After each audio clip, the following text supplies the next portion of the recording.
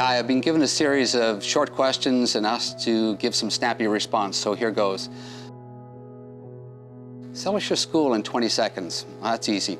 This is my 40th year in education. By last count, I've worked in 10 different schools in 4 different countries and visited countless others on school accreditations and school inspections.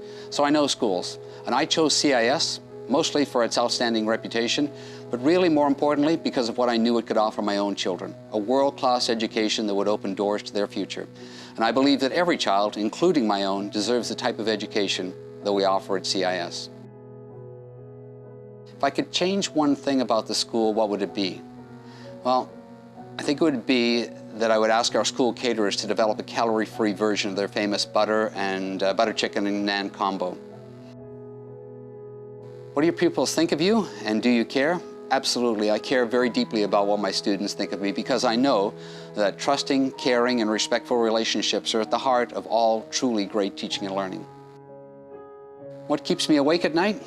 That would have to be our new cat, who seems to be on a completely different sleep schedule than the rest of the family. What's your greatest extravagance? Well, I don't spend money on a lot, but the thing that is probably my greatest extravagance is a really good set of running shoes. I run every morning, and my old knees thank me at the end of each run for that small extravagance.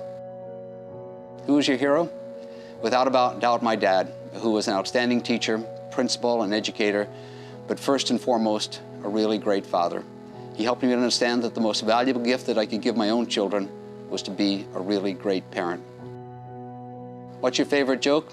Easy. It's the one I tell students on those rainy Singapore mornings. Hey, it's raining cats and dogs out there. I should know, I just stepped in a poodle. Gets groans every time. What's your favorite karaoke song?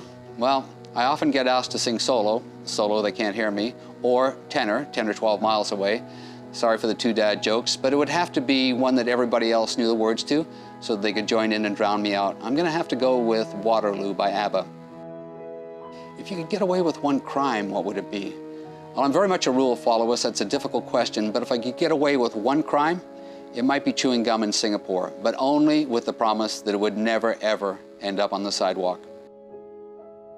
What's the one phrase or word that you overuse the most?